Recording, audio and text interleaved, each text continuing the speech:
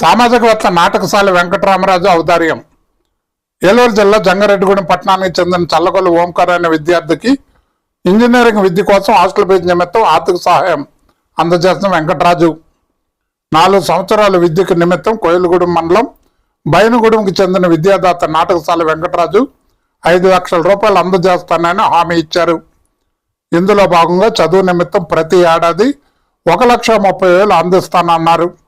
First year 60,000 రూపాయలు చెల్లించాల్సి ఉండగా ఆ అమౌంట్తో పాటు ఈ ఏడాది సెకండ్ ఇయర్ 1,30,000 రూపాయలు కలిపి 1,90,000 రూపాయలు శనివారం అందజేశారు. విద్యాదాతను జంగారెడ్డిగూడెం ఎంబీ సోషల్ క్లబ్ ఆవరణంలో సభ్యులు సన్మానం చేశారు.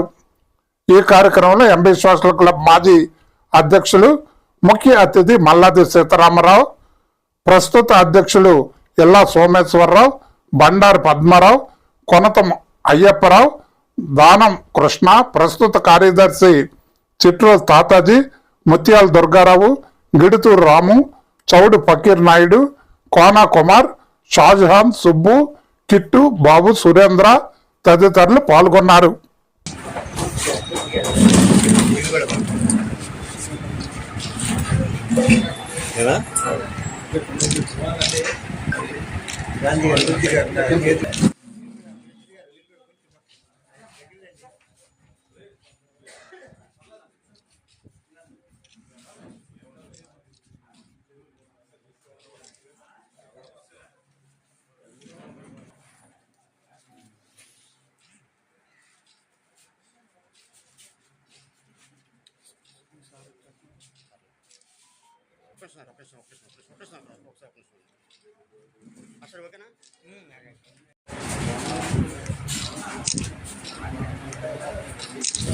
ఓకేనా సార్ క్లోజ్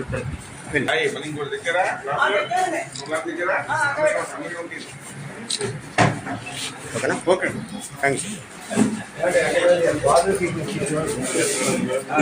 అండి నాది మా అక్కగారి అబ్బాయి చల్లగల్ల ఓంకార్ అనే ఒక విద్యార్థి సిఎస్సి చదువుతున్నారు విజ్ఞాన యూనివర్సిటీలో. అక్కడ కొంచెం ఫీజు ఇబ్బందుల వల్ల 4 రోజుల నుంచి కొంచెం కాలేజ్కి వెళ్ళకుండా ఇంట్లో ఉండటం వల్ల బాలు గారి ద్వారా మాకు వెంకటరామరాజు గారు హెల్ప్ చేస్తానని చెప్పి ముందుకు వచ్చారు. ఆ బాబు మొత్తం ఎంత చదువు అయితే అని చదివితే మొత్తం నేనే చేస్తానని చెప్పి చాలా ముందుకు వచ్చి హెల్ప్ చేస్తున్నారండి. దానికి చాలా సంతోషం అండి. ఇంకా మాకు దీనికి హెల్ప్ చేసినందుకు బాలు గారికి, వెంకటరామరాజు గారికి, సార్కి, ఎంబీసీ క్లబ్ తరఫున అందరికీ చాలా ధన్యవాదాలండి. 4 ఇయర్స్ అండి. 4 ఇయర్స్ చదివిన తర్వాత బాబుకి ఇంకా ఇంట్రెస్ట్ ఉంటే ఐఏఎస్ ఏదైనా బాబుకి ఇంట్రెస్ట్ ఏది ఉంటే అది చదివిస్తానని చెప్పి ఆయన హామీ ఇచ్చారు, భరోసా ఇచ్చారు. ఆయన బాబుని ఇష్టం బట్టి చేయమని చెప్పారు ఆయన. అందరికీ నమస్కారం. మిత్రులు, స్థానిక సిటీ కేబుల్ సంబంధించిన బాలు గారు ద్వారా నాకు వచ్చిన ఒక సమాచారం మేరకు ఆయన నిన్న కాల్ చేసి ఒక పేద విద్యార్థి గురించి నా దృష్టికి తేవడం జరిగింది.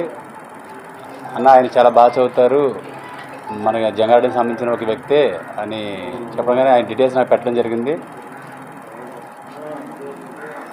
కేవలం అతని కాలేజీలో అతని మెరిట్కి ఫ్రీ సీట్ వచ్చినా కూడా ఆ హాస్టల్ సంబంధించిన ఫీజు ఇవ్వలేని కారణంగా అతని హాస్టల్ యజమాని కొంచెం డబ్బులకు సంబంధించి ఒత్తిడి తేవడంతో అతను చదువుని 4 రోజులుగా ఇంటికి వచ్చేసి చదువుని కొనసాగించలేని పరిస్థితి ఏర్పడడంతో బాలుగా నా దృష్టి తేవడంతో నేను వెంటనే స్పందించి కుర్రోడికి ఈ 4 సంవత్సరాలకు సరిపడా ఎంత ఖర్చు అయినా సరే నేను భరిస్తానని చెప్పి ముందుకొచ్చి భరోసా ఇవ్వడం జరిగింది.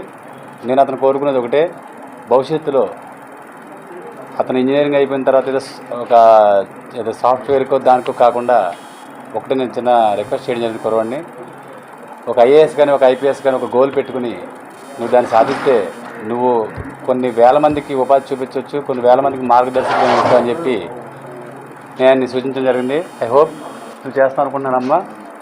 Thank you one and all.